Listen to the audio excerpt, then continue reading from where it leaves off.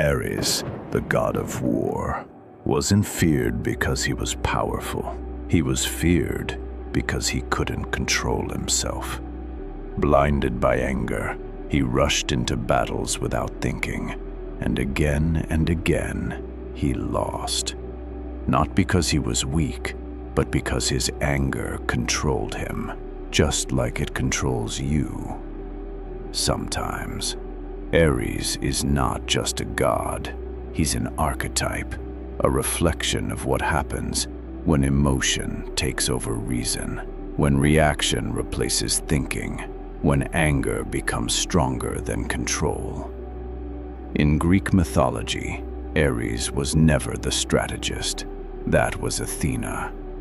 Ares was chaos, impulse, violence. There are stories where he enters battle, consumed by rage. No plan, no control. And because of that, he fails. Not because he lacked strength, but because he lacked control. At one point, Ares was even captured, trapped, powerless, the god of war, defeated by his own excess. And this is where it becomes uncomfortable, because Ares is not that far from us. Think about the last time you got angry, not slightly annoyed, really angry. Your voice changed, your body tensed, you reacted instantly, and in that moment, you didn't think, just like Ares. You spoke too fast. You went too far, and maybe later, you regretted it. The problem is, anger feels justified. It feels like you're right, like you have to react.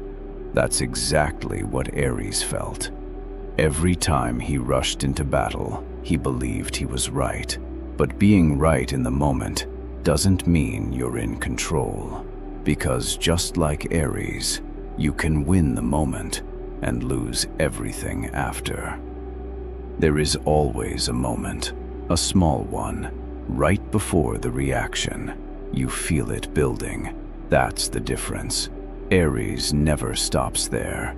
He goes straight into reaction. But you actually have a choice. So what can you do?